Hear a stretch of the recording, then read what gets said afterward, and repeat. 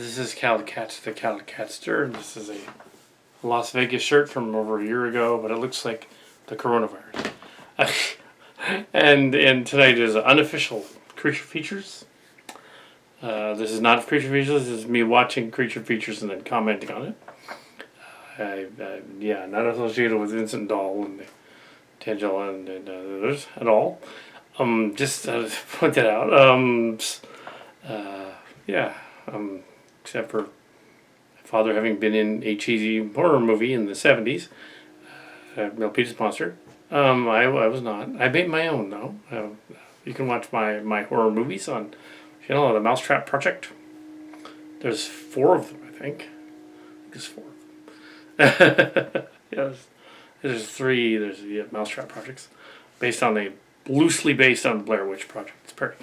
Anyway, tonight's episode was called The Killer Shrews, 1959.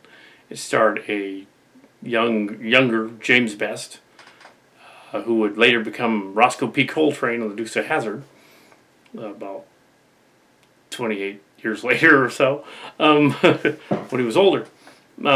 So here he plays somebody in his, I guess, 20s. I didn't check officially how old he would have been. I can look that up. Since he's really the only guy in it that's even recognizable. Let's see. The late James Best, 2015. 1926 to 1959. 26 to 59. It would have been 33. Yeah, it was 30. Yeah.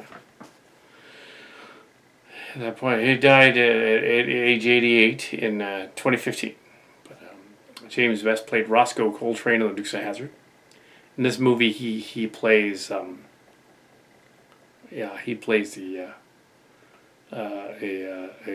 captain, a boat captain, who has a first mate who's a black guy. They go to a strange island, which is similar to Dr. Moreau's island. It's sort of a Dr. Moreau type of story. Where an evil, a crazed scientist, I don't know if he's necessarily evil, he's just kind of crazy, has genetically altered the shrews on the island and made them gigantic. And deadly because they got like poison in them or something, which they inherited, which is not how that works. They're mutants and monsters or whatever, but that's not how that works. But it's the 50s, and they thought that's how genetics works back then. That all you'd have to do is give them like some kind of toxin, and they would turn into killer monsters. Or if you get into radiation and radioactivity, killer monsters. They were even doing that up until the 90s with the Ninja Turtles. But they were being kitschy there. They're all the Ninja Turtles are dumped in the radioactive ooze. Yeah. Anyway, so this is not much of a story. It's less than 70 minutes long. The guest was Safari West, the safari guy from up north. You can go to the safari and see that. The videos of them in the safari were funny.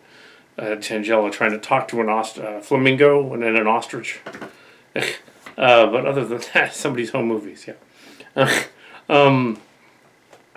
I bet Mark Hard's knows of the Safari West. I'll have to ask him. They at one point had a giraffe skull. I'm assuming the giraffe died of natural causes. They were looking at the giraffe skull. Talking about dinosaurs and stuff like that. Flamingos during the offset. And how an ostrich is kind of a velociraptor. It's just built like one. It's convergent evolution, though, more or less. Although dinosaurs did evolve into birds, some of them, it's not a direct descendant of a velociraptor. Actually, the chicken or the turkey is closer. The chicken is closer to. Anyway, a chicken or a turkey. Yeah. So, which they mentioned. So it wasn't an ostrich. An ostrich would have been more like a T-Rex, slightly larger. Allosaur, or perhaps an Allosaurus derivative. Anyway, so, if the convergent evolution, the birds evolved later, and they developed similar traits to the dinosaurs that are carried on from their movement and so forth. Just like we're not exactly chimps and apes and stuff, we just kind of along similar lines. Uh, yeah, we're not exactly chimps. We're very close to chimps genetically, though, which means that if some crazy scientist wanted to, they could make chimpanzee humanzees. But that would be weird. There have been movies about that. They should do humanzee if they haven't. They did this one last year, about a year ago. This movie with the shrews. There's not much there, though. I'm talking about dinosaurs and evolution. There wasn't much there in this story. It's just them going to this crazy island, Laurel Island, or there's an adobe house wall thing. The shrews are going to chew through that later because there's a storm, messes up the wall. I guess that's how that works. Well, I guess that's how that works. But I don't think so. I don't think Adobe's that weak. Otherwise, it would wash away immediately. There's Adobe stuff that's ancient. Yeah, it doesn't wash away like that. Oh, anyway. Yeah. And once it's fire dried, it's fire dried. It's brick. At that point, so they're not talking. Oh well, it's literally a mud hut. It turns into brick. Anyway, so. Yeah. Adobe clay around here is kind of like Georgia clay a little bit. And you tell James Best doesn't quite have an accent. Kind of does. He's in cowboy westerns before he was in. He's in a lot of spaghetti westerns before he was in Dukes of Hazzard. So he learned a spaghetti western accent. Yeah, and there's a girl in it who's supposed to be Swedish, and she's got like, she's obviously dubbed, which is funny. Yeah. There's a jealous fiance guy that he fights with several times because there's always one of those. The black guy dies almost immediately because, of course, the black guy dies almost immediately. Later on, one of the Mexican guys, I think he dies, and then the other guy dies. Yeah, so people are getting killed. The professor is eventually killed, and James Best and the girl make a break for the thing using essentially like a box with a lid, and they go out into the ocean. A covering, big drum thing, holes in the side of it. Walk out to the ocean, but that doesn't. If they said there were hundreds of the shrews. Why wouldn't they just knock them over? There were hundreds of them. They just gang up on them. Their motivation is weird. So it's like, for the shrews especially, but it's not supposed to make sense. So, yeah, that's my thoughts on the Killer Shrews. Really, there isn't much there. It's funny in parts when they're clearly like dogs in shag rugs that have been trained, bloodhound dogs, have been trained to go. Rah, rah, rah, rah, rah, rah. They really did. Yeah, that noise, chittering noise. Like bloodhound wolf shrews. I wonder why they didn't just trap them or. Oh well. Yeah. Well, they do escape at the end. Yeah, spoilers. Two of them, I think, 2 or 3 of them escape. I think the third one escapes too. So they get off the island, but yeah, because James Best wasn't gonna die, even though the drunken fiance wanted to kill him, so he was arranging his execution, only to have his partner in crime get killed by bitten by the shrew that's poisonous, because they got into the poison and it altered them genetically, which I said doesn't work. That doesn't work that way. They would just be dead. That's not how that worked. You made the creature venomous.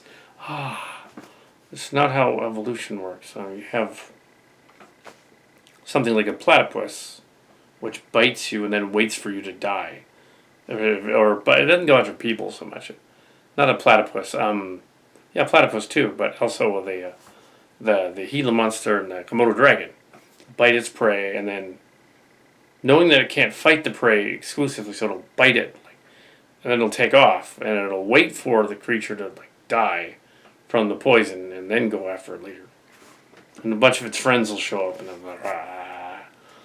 they'll What's weird is Western dragons are seen as these evil creatures and mythical things flying around that look more like big lizards with wings, because they saw dinosaur bones and doing. Asian dragons, the dinosaur bones and snake bones, same thing. But they didn't have as many snakes in England, so there aren't any snakes in Ireland at all. They blame it on the Pied Piper, but no, it wasn't the Pied Piper. St. Peter, the Pied Piper. It wasn't that. There just weren't any snakes. It's too cold. Snakes just don't. Yeah, unless people have imported their pet snakes there since then. But yeah, not very many snakes. No skunks. British Isles. Other things, badgers, I guess. But yeah, you don't have. Yeah, so that's not how that works. So Eastern dragons are treated as more mythical and magical and demigods, and whatever, and they're like more revered than Western dragons. And the Eastern dragons actually have an equivalent, the Komodo dragon, where Eastern Asian dragon, a Komodo dragon, which actually is venomous and dangerous and kills you. That's kind of odd that like European dragons are kind of a fantasy creatures made from misunderstanding of things and seeing bones and not knowing what they were and all that, and the Colossus giant being actually was an elephant, the funny looking thing where the trunk goes out, but it looked like an eye. Ooh, the Colossus, the Cyclops, the Cyclops, and all that other stuff that was all mistaken for stuff, and even though the Eastern dragons, there are Eastern dragons descended from them. There's alligator crocodiles. There's which are also dangerous, and Komodo dragons. They have actual dragons, but they're like little dangerous little guys. Yeah, they're poisonous, and of course alligators and crocs they bite. They chew their prey. They wait for their prey and they chew it. Unless it's a Mark's Card story, in which case the alligator crocodile thing gains sentience and then falls in love with a fisherman or doctor or whatnot. Because it's a sentient being now that's on a level with the scientist guy. Then there's the older Mark's Card story where he had a town of people who were so weird and spaced out and almost dumb that they were on the same level with their farm animals. They liked their farm animals. I guess this Enumclaw horse guy was related to that town somehow. No, West. Anyway, Killer Shrews, nothing going on. I'm talking about animals. But the zoo thing was more interesting than the movie. It was the special effects were pretty cheesy, but it was black and white. So anyway, Killer Shrews.